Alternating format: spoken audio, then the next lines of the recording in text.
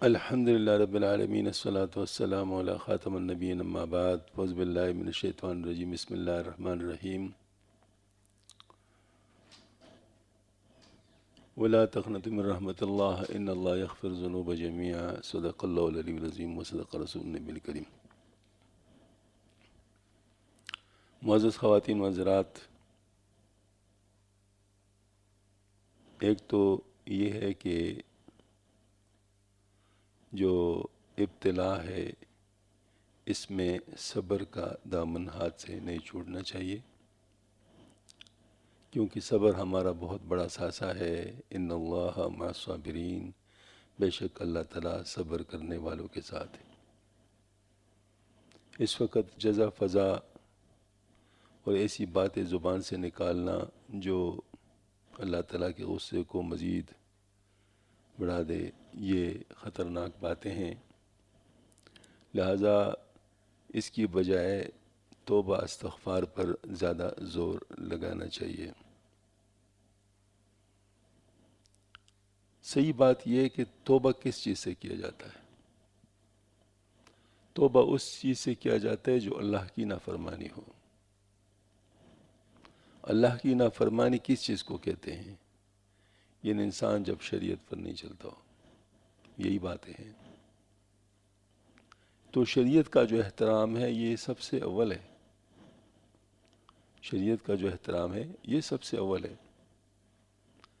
شریعت کے بعد باقی ساری باتیں آتی ہیں، جس کو ہم طریقت کہتے ہیں، وہ بھی شریعت پر لانے کے لیے ہے، وہ کوئی ارادہ چیز نہیں ہے۔ تو اس وجہ سے یہ جو آج کل لوگوں میں ذہنی طور پر ایک انتشار پایا جاتا ہے کہ مولوی تو باتیں کرتے رہتے ہیں، ہمیں تو اپنی بات دیکھنی چاہیے۔ یہ مولوی تو باتیں کرتے رہتے ہیں، مولوی اگر اپنے ذات کے لیے بات کرتے ہو تو اس کو تو بالکل نہ مانو، لیکن اگر وہ بات کر رہا ہو جو اللہ کی طرف سے ہے تو تمہارے لیے فائدہ ہے۔ اگر تو اس پر عمل کرے گا تو تجھے فائدہ ہو جائے گا۔ جیسے مثال کے طور پر سائنسدان ریسرچ کر رہے ہیں، تو اب اگر اس کا ریسرچ مفید ہو اور اس سے کچھ فائدہ ہو تو اگر ہم اس پر عمل کریں گے تو ظاہر ہے اس سے ہمیں فائدہ ہوگا۔ یہ بات تو نہیں ہوگی کہ بس سائنسدان ویسے لگے رہتے ہیں۔ مطلب یہ طریقہ جو ہے نا، مطلب دونوں باتوں میں اصول کو دیکھنا چاہیے کہ جو چیز ہمارے لیے مفید ہے تو اس میں ہم لوگ کو ان کی بات ماننے سے ہمارا ہی فائدہ ہوگا۔ تو سائنسدان جو ہے وہ تو ہماری دنیا کی چیزوں کے بارے میں بتاتے ہیں، اور مولوی صاحبان ہمارے آخرت کی بات کے لیے بتاتے ہیں۔ تو دونوں میں تو بہت بڑا فرق ہے۔ آخرت میں تو جو تباہی ہے وہ یقینی ہو جاتی ہے اگر خدا نخواستہ کوئی تباہ ہوتا ہے، وہ تو بہت ہی خطرناک بات ہے۔ دنیا میں تو زیادہ سے زیادہ موت ہی ہو سکتی ہے، لیکن آخرت میں تو معاملہ بہت خطرناک ہے۔ لہذا شریعت کو سیکھنا بھی چاہیے، شریعت پر عمل بھی کرنا چاہیے۔ شریعت کو سیکھنے کے لیے علماء کے پاس جانا پڑتا ہے، شریعت پر عمل کرنے کے لیے مشائخ کے پاس جانا پڑتا ہے۔ یہ دونوں باتیں ہمارے لیے ضروری ہے۔ اب مثال کے طور پر یہ اذانیں ہم دے رہے ہیں، اب اگر کوئی کہہ دے کہ شریعت میں نہیں ہے تو مانتے ہی نہیں ہو، کہتے یہ کہاں سے تم باتیں کر رہے ہو، اپنی مرضی کرتے ہیں، اپنی مرضی کرتے ہیں۔ بھئی مرضی شریعت میں نہیں چلتی، شریعت میں مرضی نہیں چلتی، شریعت میں اتباع چلتا ہے، شریعت میں ماننا پڑتا ہے۔ شریعت کی بات میری اور آپ کی نہیں ہے، شریعت کی بات اوپر سے آ رہی، سب سے پہلے اللہ کی ہے، پھر آپ صلی اللہ علیہ وسلم کی ہے، پھر اس کے بعد صحابہ کرام سے ہوتے ہوئے، فقہا سے ہوتے ہوئے ہم تک علماء کرام پہنچاتے ہیں۔ تو شریعت کی بات جو ہوتی ہے وہ سب سے اوپر ہے۔ اب اگر علماء کرام آپ کو بتا دے کہ صحابہ کے دور میں اس کا کوئی نظیر نہیں تھا، اور اس طریقے سے مطلب ہے کہ فقہا نے اس کے بارے میں نہیں کیا، تو ہم لوگ کو پھر وہی ماننا چاہیے نا۔ اذان دینے کی بجائے توبہ استغفار کرو۔ اذان کا اپنا موقع ہوتا ہے، اذان مسجد میں دی جاتی ہے، اذان مسجد باجماعت نماز پڑھنے کے لیے دی جاتی ہے، اور باجماعت نماز پڑھنے پہ پابندی ہے۔ کمال کی بات کرتے ہو، اب اذان اپنے گھر کے کوٹے کے اوپر دے رہے ہو تو اس کا مطلب آپ کے گھر میں آ کر لوگ نماز پڑھیں، لیکن کون سی بات کر رہے ہو تم؟ تو اذانیں جو ہے مطلب اذان کا جو موقع ہے اس موقع پہ دیا کرو، اور وہ بھی جو اذان دے سکتا ہو وہی دیا کرے گا. ظاہر ہے وہ ترتیب کے ساتھ دینی ہوتی ہے، ہر ایک تو نہیں دے سکتا، لیکن بہرحال یہ ہے کہ ہمیں شریعت کی بات ماننی چاہیے. ایک بات تو یہ بات موٹی سی بات ہے. پھر دوسری بات یہ ہے کہ اللہ تعالیٰ کو کوئی دھوکہ نہیں دے سکتا. مثال کے طور پر ایک انسان ہے، اس کو میں دھوکہ دیتا ہوں تو میرے دل سے نہیں واقف. میں زبان پر اگر اس کی بڑی تعریف کر لوں تو ممکن ہے کہ وہ اس کا دل پسیجے اور کہے کہ یہ تو میرا بڑا مخلص ہے.